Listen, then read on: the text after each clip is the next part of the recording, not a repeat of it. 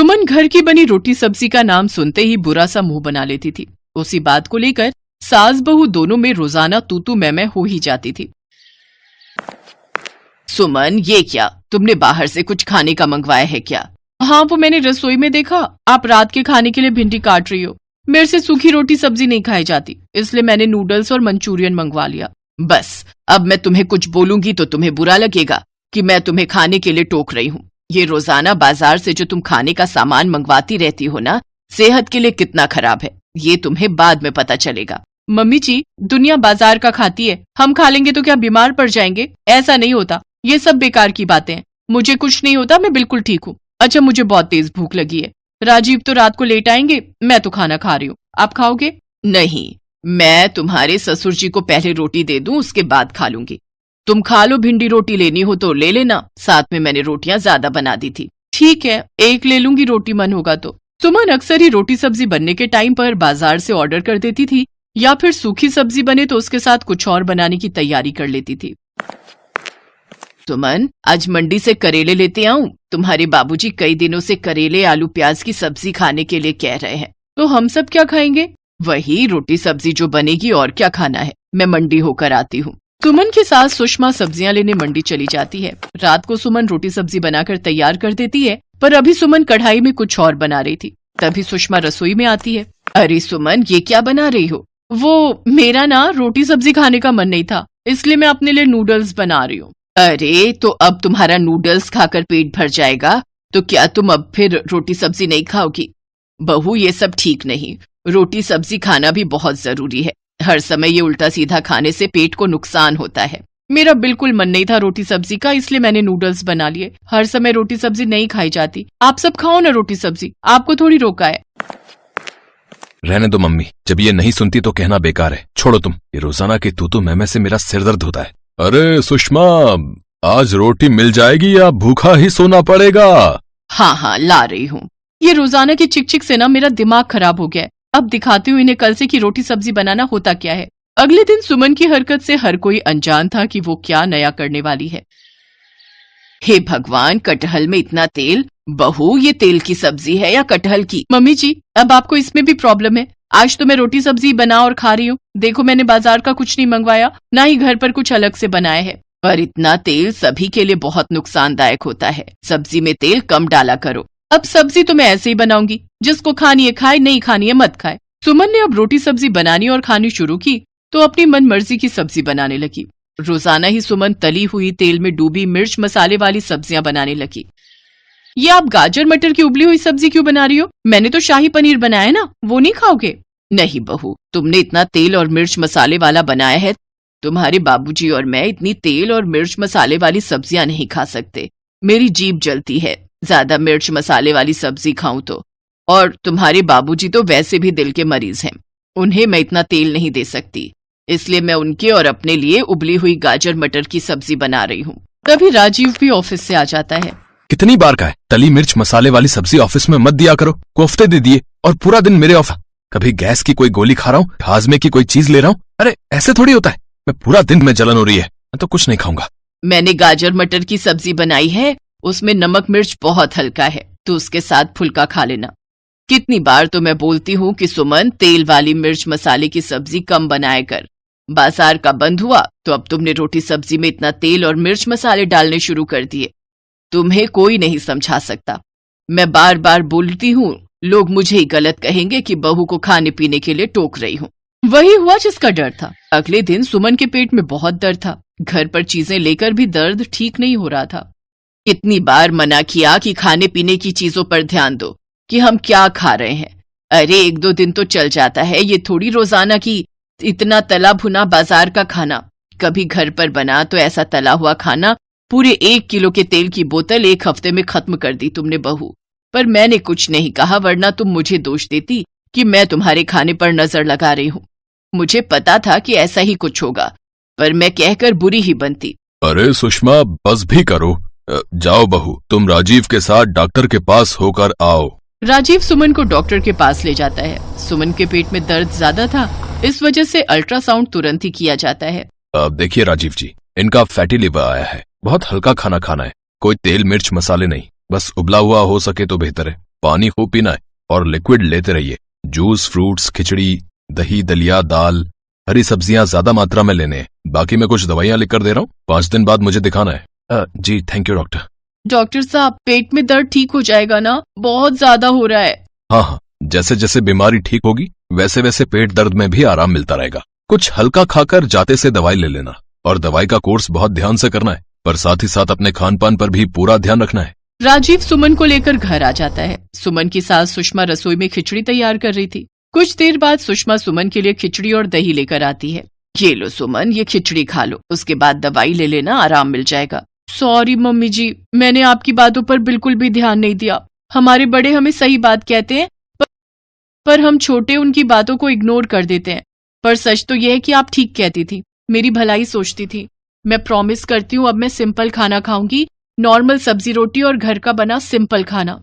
ऐसा नहीं है बहू, खाओ, बाजार का भी खाओ, घर का बाजार का तला हुआ भी खाओ, पर उसे आदत मत बनाओ।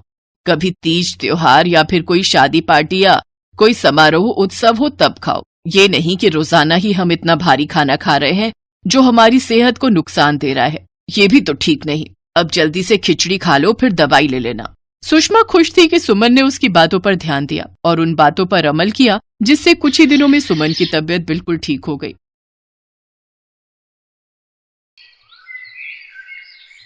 अन्नपूर्णा घर में अकेली रहती है। उसकी उम्र 50 साल है। उसका बेटा सुरेश अमेरिका में नौकरी करता है और वहीं पर एक गोरी मेम से शादी करके बस गया है, लेकिन वो अपनी माँ को पैसे नहीं भेजता है, इसीलिए अन्नपूर्णा बहुत गरीब है। उसके पास सिर्फ एक गाय है, उसका नाम है मालती।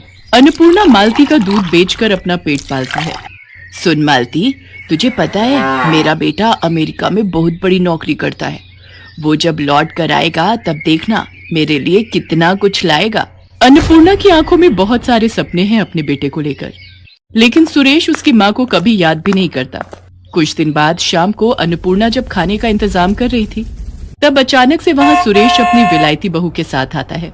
माँ, मैं आ गया हूँ। अपने बेटे को देखकर अन्नपूर्णा खुशी से पागल हो जाती है। अरे बेटा, तू अचानक से कैसे आ गया? वो बात यह है कि मेरी नौकरी चली गई है। अच्छा, इसीलिए माँ की याद आ गई। अब ठीक है बेटा, कोई बात नहीं, कुछ दिन घर पर आराम कर। सुरेश की बीवी का नाम रोजी है। वो कहती है, क्या हम यहाँ रहेंगे सुरेश, इस छोटे से घर में? कितनी बदबू है यहाँ पर। हाँ बहू, वो मेरी गाय है ना मालती, उसी के गोबर से थोड़ी दुर्गंध फैलती है। तो निकाल दो उस गाय को। अरे ऐसे कैसे निकाल दूं, उसी से तो मेरा पेट चलता है। सुरेश रोजी को मना लेता है। अन्नपूर्णा उन दोनों को अपना कमरा दे देती है और खुद घर के बाहर मालती के पास सोती है। अगले ही दिन से रोजी हल्ला मचाने लग जाती है। वो सुबह उठकर कहती है, इतनी देर हो गई फिर भी मुझे मेरी ग्रीन टी नहीं मिली, कहाँ है मेरी ग्रीन टी? सुरेश अन्नपूर्णा से कहता है, माँ क्या कर रही हैं आप? मेरी पत्नी विलायती है, उसका ध्यान तो रखना पड़ेगा ना। ठीक है बेटा, मैं अभी बना देती हूँ। लेकिन अन्नपूर्णा को ग्रीन टी के बारे में कुछ भी नहीं पता है। वो मालती के ताजे ताजे दूध से चाय बनाकर रोजी के पास ले जाती है। दूध से बनी चाय देखकर रोजी एक झटके में चाय का कप फेंक देती है। अन्नपूर्णा को बहुत बुरा लगता है। रात को रोजी सुरेश से कहती है, सुनो, मैं ऐसे यहाँ नहीं रह सकती।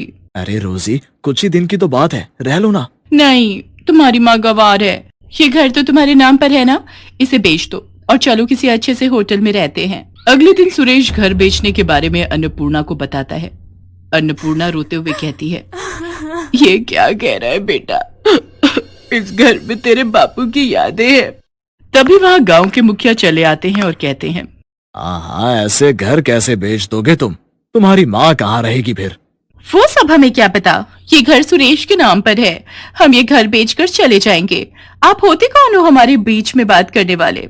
मुखिया जी बहुत अपमानित महसूस करते हैं। सुरेश घर बेच देता है और अपनी बीवी को लेकर वहां से चला जाता है।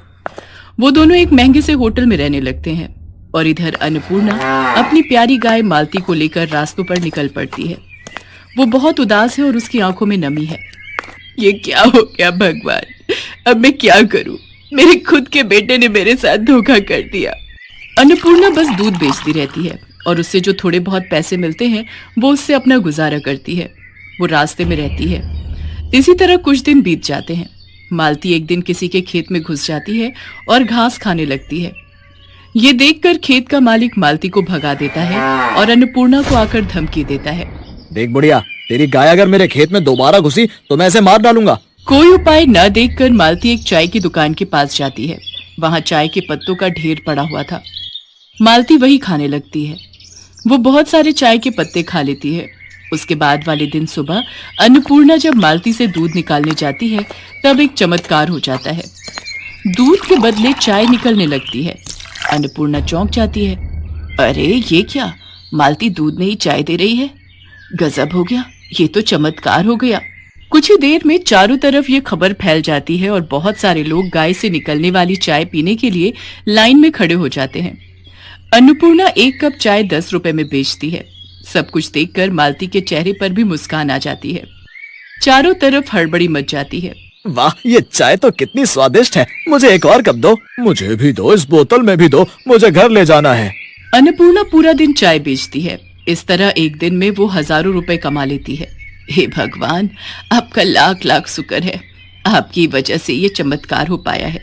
मालती भी अपनी भाषा में भगवान को धन्यवाद देती है। कुछ महीने ऐसे ही चाय बेचकर अन्नपूर्णा बहुत अमीर हो जाती है और वो रहने के लिए शहर में एक घर खरीद लेती है। चाय बेचने के लिए एक दुकान भी खरीद लेती है और घर के बाहर एक खुली जमीन भी खरीद लेती है ताकि मालती आराम से टहलते हुए घास खा सके। ऐसे ही खुशी खुशी दिन बीतने लगते हैं, लेकिन उस तरफ सुरेश को कोई नौकरी नहीं मिल पाती है। अब क्या होगा रोजी, मुझे नौकरी नहीं मिल रही है और घर बेचकर जो पैसे मिले थे वो भी खत्म होने को हैं। अब हम इस होटल में भी नहीं रह सकते। ये सुनकर रोजी गुस्सा हो जाती है और कहती है, तो फिर तुमने मुझसे शादी क्यों की? गरीब भिखारी कहीं के। शादी से पहले तो कितना कुछ बोलते थे, मगर अब एक होटल का भाड़ा भी नहीं दे सकते। तुम रहो अकेले, मैं जा रही हूँ। जा रही हूँ मतलब? तुम मुझे अकेला छोड़कर कैसे जा सकती हो? मैं एक बेरोजगार इंसान के साथ नहीं रह सकती। मुझे पता था कि तुम्हारे साथ ऐसा ही होगा, इसीलिए मैंने एक बॉयफ्रेंड पटा लिया था। वो मुझे लेने आ ही रहा होगा। इतने में होटल के बाहर एक लड़का कार लेकर आता है और रोजी उसमें बैठकर चली जाती है। रोजी को खोकर सुरेश पागल सा हो जाता है। उसके सारे पैसे भी रोजी लेकर चली जाती है। होटल से सुरेश को लात मारकर निकाल दिया जाता है। सुरेश अपने ही मन में कहता है, अब मैं क्या करूं? माँ के पास लौट जाऊं? नहीं नहीं, मैं माँ को अपना चेहरा कैसे दिखाऊं? सुरेश पागलों की तरह रास्तों में घूमता रहता है और भीख मांगकर अपना पेट पालता रहता है। एक दिन घूमते घूमते उसे चाय देने वाली गाय के बारे में पता चलता है, लेकिन उसके पास पैसे नहीं हैं। वो लाइन में खड़ा हो जाता है और अपनी बारी आने पर कहता है, क्या आप मुझे एक कप चाय दे सकती हैं? मुझे बहुत तेज भूख लगी है, लेकिन मेरे पास पैसे नहीं है। सुरेश को देखकर अन्नपूर्णा तुरंत पहचान लेती है। अरे बेटा तू? माँ आप? अन्नपूर्णा सुरेश को गले लगा लेती है और रो पड़ती है। सुरेश भी रो पड़ता है। वो अपनी माँ को सब कुछ बताता है। सब कुछ सुनकर अन्नपूर्णा कहती है, कोई बात नहीं बेटा, सब ठीक हो जाएगा, सब कुछ ठीक हो जाएगा, मैं हूं ना। माँ, मैंने आपके साथ बहुत बुरा किया, क्या आप मुझसे गुस्सा नहीं हो? एक माँ कभी अपने बेटे पर गुस्सा रह सकती है क्या? आजा बेटा, ये सब कुछ तेरा ही तो है। हमेशा याद रखना बेटा, माँ तो माँ ही होती है। माँ जैसा प्यार इस दुनिया में कोई नहीं कर सकता। सुरेश रोते हुए फिर से अपनी माँ को गले लगा लेता है। इसके बाद से सुरेश और अन्नपूर्णा मिलकर चाय बेचने लगते हैं। माँ बेटा मिलकर बहुत खुश रहते हैं। सुरेश को माँ की ममता और प्यार की कीमत पता चल जाती है और मालती खुशी खुशी चाय देकर इस परिवार का हिस्सा बनी रहती है।